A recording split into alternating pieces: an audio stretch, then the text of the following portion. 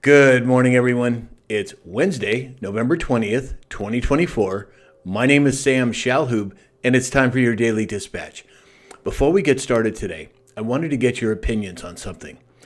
As you know, I do one broadcast per day, and I am considering changing the format from one per day to multiple times per day, and then also incorporating more live segments throughout the week. I would love to hear your opinions on it. Should I stay with the current format, one video per day, or would you like to see multiple videos per day and more lives per week? Anyway, I would really appreciate your input. Send me an email, put it in the comments, send me a message, whatever you think is appropriate. I really would appreciate it. So now, let's get to the news. So first up, yesterday, according to the Q News Patriot, that's SGAnon, he said that Kim Jong-un stated that Joe Biden is, quote, mentally ill and has started World War III. Not the kind of words you want to hear from somebody like that at this point. Also yesterday on X, a gentleman posted about the Department of Education, and he said that it's failed its audit for the third year in a row, and it needs to be abolished. Well, Vivek Ramaswamy replied and said, that's a very reasonable proposal. And then Elon Musk chimed in and said, yes. Are we going to have some more cuts? Sure looks like it to me. Yesterday, there were thousands, literally thousands of farmers in London protesting against a 20% inheritance tax on farms. And by the looks of it, it was probably tens of thousands. This awakening is happening not just here in America, but around the world. According to the Gateway Pundit, Judge Juan Merchan adjourned the President Trump's November 26th sentencing date. So essentially, he's vacated that, meaning that it doesn't look like they're going to pursue it any further. But again, we'll have to wait and see how it plays out. Yesterday, this one, it kind of took me by surprise, but there was a Norwegian fisherman who was on a fishing boat hunting for halibut, and guess what he caught? He caught a U.S. nuclear submarine. Yeah, you heard that right. The USS Virginia, a U.S. naval ship, was sailing near the surface when its propeller snagged a part of the fishing net. Talk about the one that got away. Yesterday, the Daily Mail came out with an article on X and said that Gavin Newsom, the governor here in California, bought a new $9.1 million mansion, and he's relocating his family from the capital to one of the wealthiest areas of the U.S.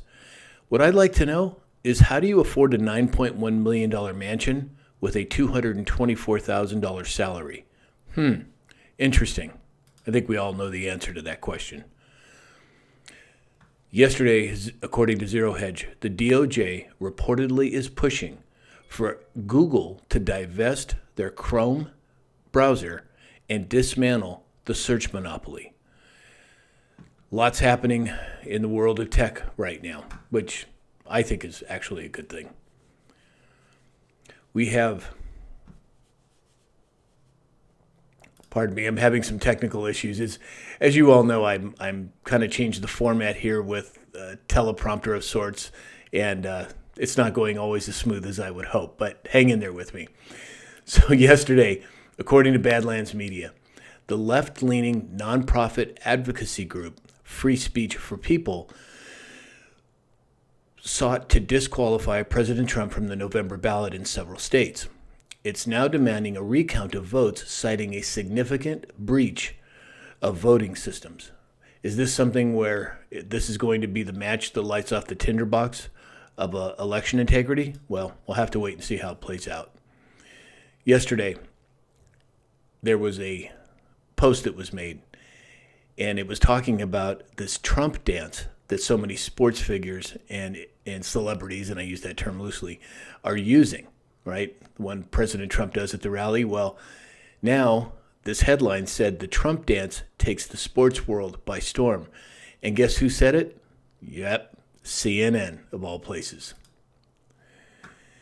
Yesterday, Charlie Kirk came out with a post, and he said that Iowa is counting votes 2 weeks later.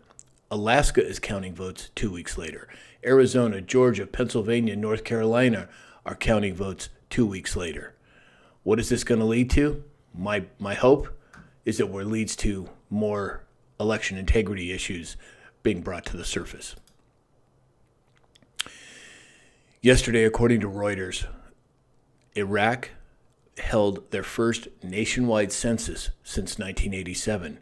Gee, what a surprise. Countries wanting to know who's in their country and whether they're there legally or not. Not the first country to do that. Yesterday, according to MJ Truth Ultra on X, Trump just announced that Howard Lutnick will be the Commerce Secretary. Lutnick speaks out about eliminating income tax and funding the government solely on tariffs. Where have we heard that from before? Well, that's right, President Trump himself. So that's all we have for today in terms of the news. Now it's time for your health and wellness segment. Again, this is not medical advice. Those are just my opinions. And what we're going to talk a little bit about today is black seed oil. It's a product that I've used multiple times in my life. It helps in digestive aid, clearing the sinuses. It's an immune booster, and it enhances your breathing. Give it a try. I think that you'll like it. So that's all we have for today. As I said, please send me a note on whether you think I should be sticking with one broadcast per day or multiple and more lives. And if you'd like to support this channel, go to samshalhoub.com. There's multiple ways to do it. Or go to mypillow.com/Sam. And in the meantime, I hope that you have a great day, and we'll talk again soon.